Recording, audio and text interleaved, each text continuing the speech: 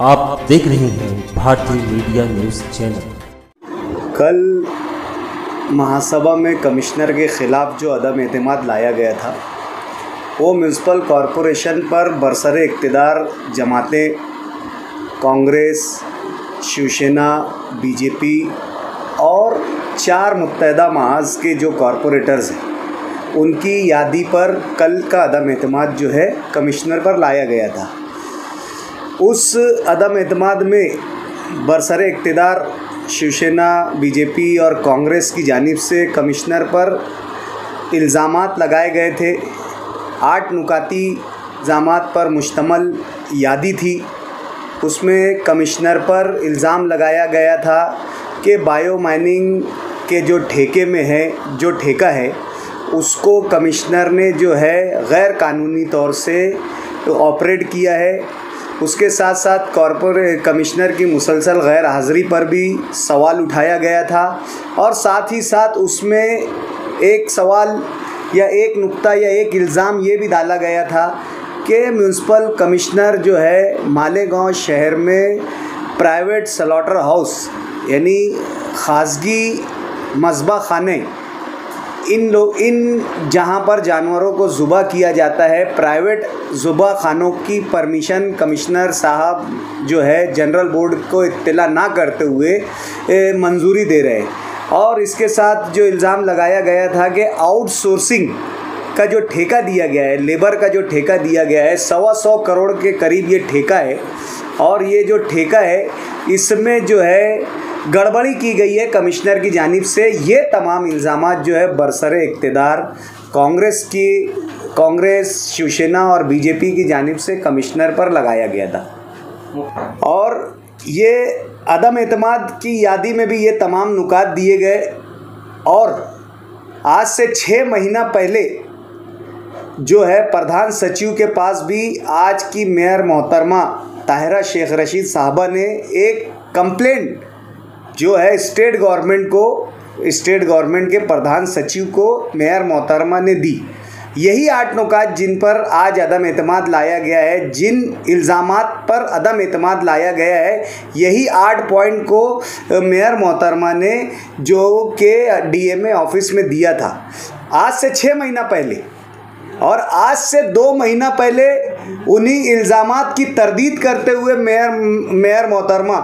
ताहिरा शेख रशीद साहिबा जो एक ज़िम्मेदार ओहदे पर है, जो मेयर के ओहदे पर है और मेयर के ओहदे पर रहते हुए उन्होंने इल्ज़ामात भी कमिश्नर पर लगाए थे और उसके 2 महीने के बाद उन्होंने इन इल्ज़ामात की तरदीद भी की थी कि कमिश्नर जो काम कर रहे हैं वो कानूनी है और उसकी कागजी कार्रवाई मुकम्मल कर रहे हैं और पूरी जनरल बॉडी को है एतमाद में लेकर कर रहे हैं। हमने जो कंप्लेंट दिए है उस पर हुकूमत जो है किसी तरीके की कार्रवाई कमिश्नर पर ना करे और हमने जो कंप्लेंट दी है उस पर हमारा पूरा जो है मुकम्मल एतमाद और यकीन हो चुका है। इसलिए इस कंप्लेंट को आगे ना बढ़ाते हुए हमारी तकरार को खारिज कर दिया जाए।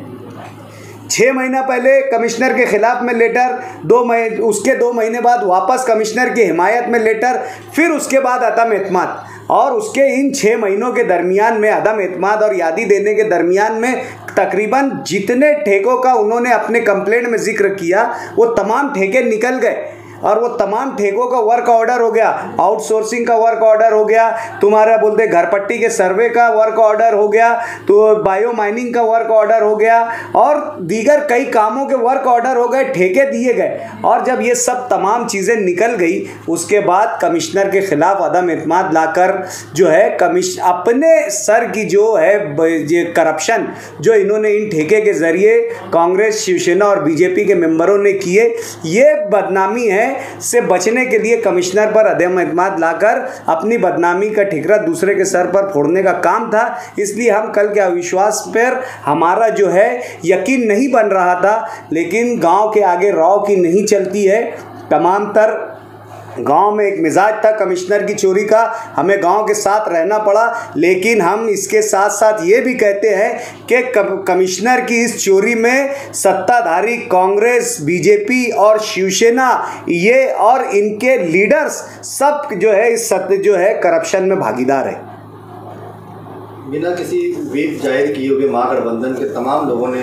भी कमिश्नर के खिलाफ में वोट किया, इसे आप कैसे देखते हैं? देखो, मुफ्ती मोहम्मद इस्माइल कासमी साहब जो है वो इस गठबंधन के और हमारे लीडर हैं,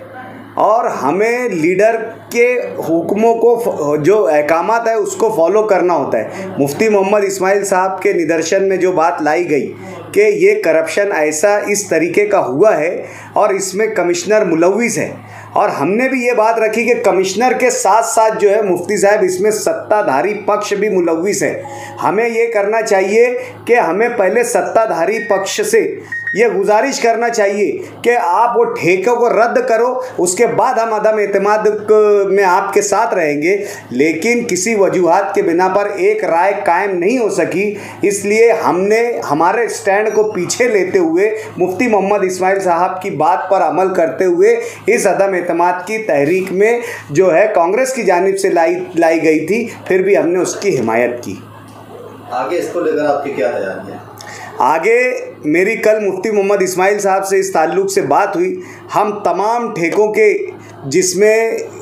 करप्शन किया गया है, बदउनवानी की गई है, ये तमाम ठेकों के कागजात जमा करके